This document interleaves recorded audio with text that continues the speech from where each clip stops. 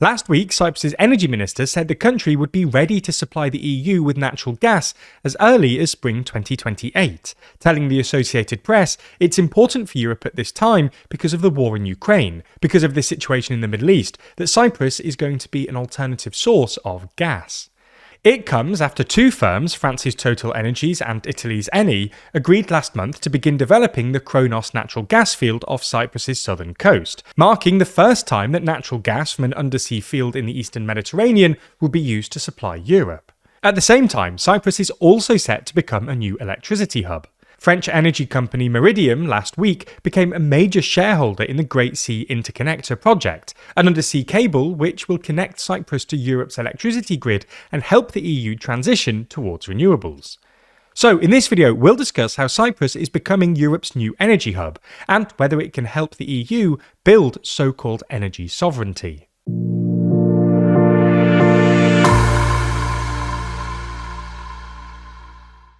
If you love staying informed and want some of the best reporting on YouTube, then subscribe and ring the bell for more. First though, some context on Europe's reliance on foreign energy imports.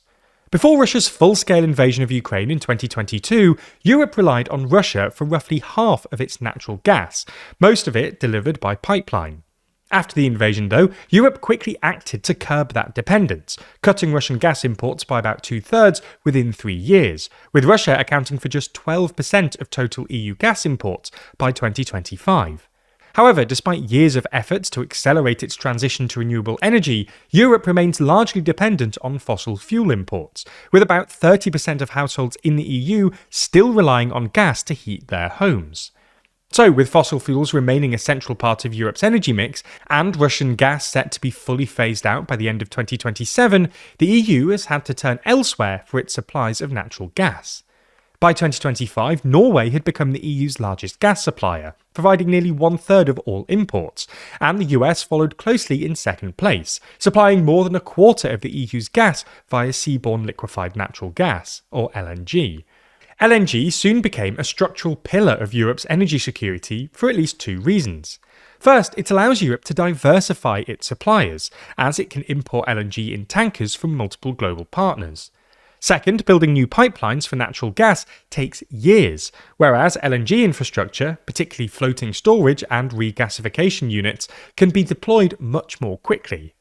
As a result, the EU has been encouraging member states to expand their LNG import capacity, which increased by 70 billion cubic metres between 2023 and 2024, with a further 60 billion cubic metres expected to come online by 2030.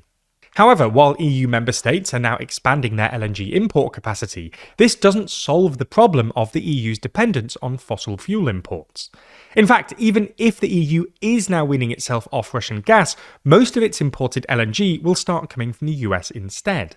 According to the Institute for Energy Economics and Financial Analysis, the US could supply as much as 80% of Europe's LNG by 2030, with the EU also having agreed to purchase $250 billion worth of American oil, gas and nuclear energy over the next 3 years under the US-EU trade deal, in return for the US halving its tariffs on EU goods.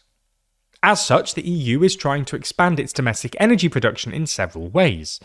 One of these is through the development of offshore gas resources in the eastern Mediterranean around Cyprus. Last month, two European energy companies, Total Energies and Eni, made a final investment decision on the Kronos gas field off Cyprus's southern coast, which contains more than 85 billion cubic metres of gas, enough to power the UK for an entire year. After production begins in 2028, Kronos should produce more than 5 billion cubic metres per year, a drop in the ocean compared to other big gas producers, but nevertheless enough to make Cyprus one of the top 5 gas producers in the EU. At the same time, Cyprus's entry into the EU electricity market could also help the EU shift towards more domestically produced renewable energy. The proposed Great Sea Interconnector, a 1,208-kilometre long undersea cable connecting Cyprus, Greece and Israel, will connect Cyprus to the European electricity market for the first time and allow it to export surplus power to the EU. In the longer term, this would make Cyprus a small but important source of domestically produced renewable, particularly solar energy, for the EU, a strategic hedge against supply chain disruption given the current geopolitical chaos. So, can Cyprus actually become Europe's energy lifeline? Well, on the one hand, it represents a new EU strategy, combining gas extraction in the short term with increased renewable energy generation and cross-border electricity in the longer term, which could eventually help the EU become less dependent on fossil fuel imports. Moreover, there are 6 undersea deposits that have been discovered so far within Cyprus's exclusive economic zone. 2 of these are currently being explored by ExxonMobil and Qatar Energy, which will be potentially ready for production by 2033, suggesting that Cyprus could still expand production and eventually become a material gas supplier to the EU. That said, there are a few reasons why Cyprus will struggle to supply enough energy to meaningfully increase the EU's energy self-sufficiency. The first is that the gas won't actually be processed in the EU. It'll be piped from Cyprus to Egypt for liquefaction into LNG, before being exported back to European markets, with the agreement also including a clause that allows Egypt to keep 1/5 of that LNG to meet its own domestic energy needs.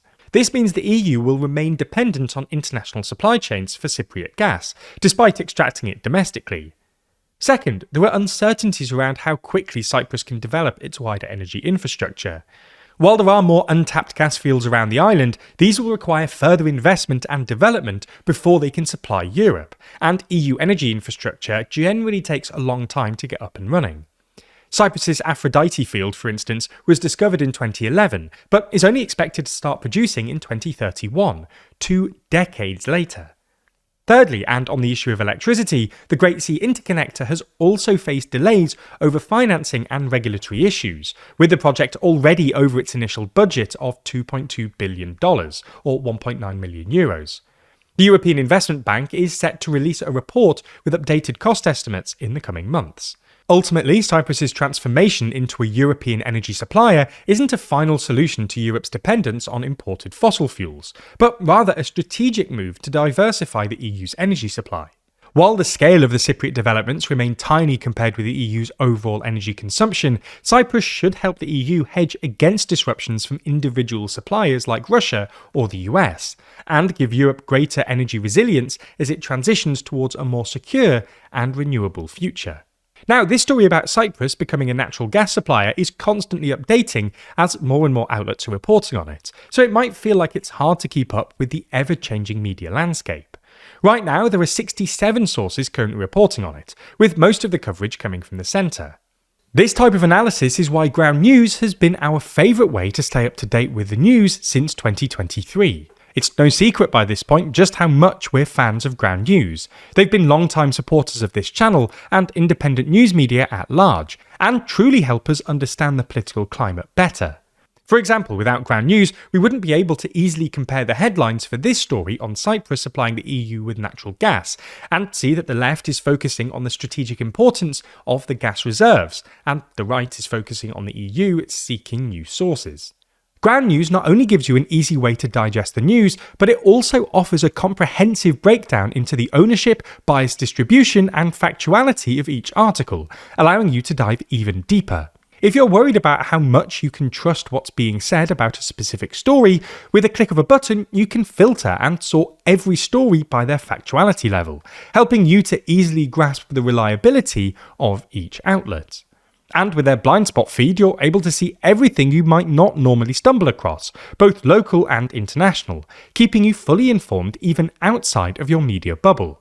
Ground News is completely algorithm free, so you're never forced into a narrative or told how or what to think. That's why we're partnering with them to offer you 40% off their Unlimited Access Vantage plan. All you have to do is subscribe through the link in the description, go to ground.news/TLDR or scan the QR code on screen, and you'll be supporting an independent news platform working to make the media landscape more transparent.